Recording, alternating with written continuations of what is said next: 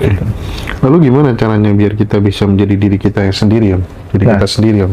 Nah, itu caranya kita memang harus ada banyak waktu untuk diri sendiri. Oke. Menyadari, akhirnya mengetahui, ada kesadaran baru. Oh, ternyata saya yang pendendam ini karena saya pernah dibanding-bandingkan di masa lalu. Nah, kalau ketemu penyebabnya ini, solusinya apa? Memaafkan. Memaafkan orang yang pernah membuat dia dibanding-bandingkan, sakit hati.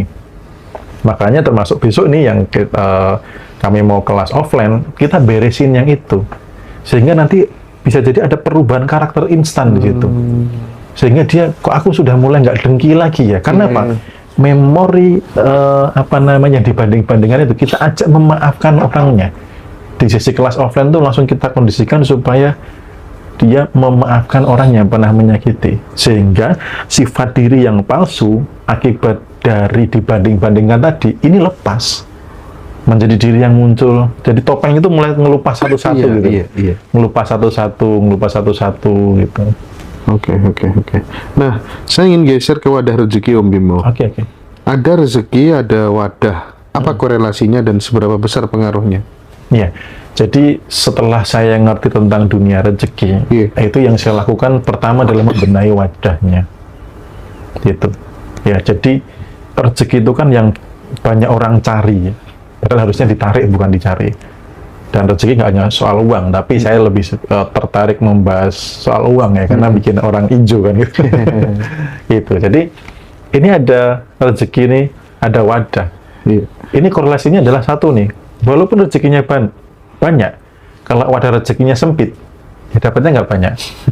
Walaupun rezekinya banyak, kalau wadah rezekinya bocor, ya ketambungnya nggak banyak. Nah, ternyata wadah ini itu sangat krusial untuk dipersiapkan dulu loh sebelum menarik rezeki yang mau dikumpulkan gitu.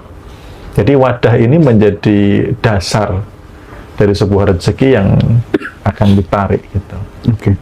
Kan kalau kita bicara soal rezeki nih, ada yang wadah rezekinya itu sempit begitu ya. Itu gimana? Ya, wadah rezeki sempit itu, wadah rezeki itu kan sebenarnya kan diri kita ya. Nah, sempit itu ibaratnya analoginya ember nih. Di ember itu ada, kita analogikan emosi negatif itu dianalogikan sebagai batu, pasir, tanah, dan rezekinya adalah air.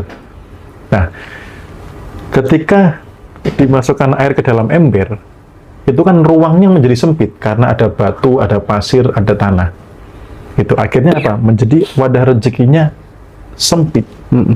Gitu. Dan saya senang menganalogikan rezeki itu sebagai wadah rezeki itu sebagai air juga.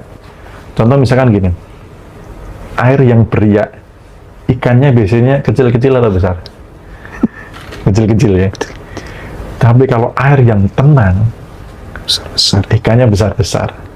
Jadi wadah rezeki kecil, kalau sempit artinya ada banyak emosi negatif di dalam diri, sehingga dia tidak bisa menampung rezeki yang banyak.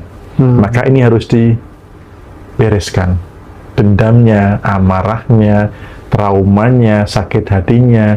Ketika itu diberesin, rezeki meningkat. Makanya kenapa makin happy, makin hoki.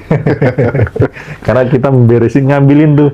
Besok di kelas offline kita bantu ngambilin batunya, tanahnya, pasirnya, diperluas, biar nampungnya lebih banyak. Makanya banyak teman-teman yang sudah ikut, rezekinya makin lancar. Karena wajah rezeki yang dari sempit itu, kita beresin jadi lebih besar. Iya. Oke. Penasaran saya. Termasuk terapi-terapinya itu keren dari ceritanya Coach Santo ya. Iya. Apa itu wadah rezeki yang bocor? Nah, kalau kan ada tuh wadah rezeki yang bocor sempit, ini bocor. Nah, bocor itu kan ibaratnya berlubang gitu loh. Ini biasanya banyak orang ngalami, itu dia tidak sadar bahwa ada rezekinya bocor, tapi dianggap normal. Bahkan ketika saya pernah bikin konten itu, ada beberapa perdebatan, gitu loh. Artinya gini, pas ada uang masuk, selalu ada cara uang itu keluar. Entah AC rusak, entah bayar sekolah anak, entah mobil minta diservis, entah ada apes. entah tiba-tiba genteng bocor gitu ya, entah tiba-tiba anak sakit, BBM naik. Pokoknya ketika ada uang masuk, selalu ada alasan uang itu keluar. Nah, itu yang namanya wadah rezekinya bocor.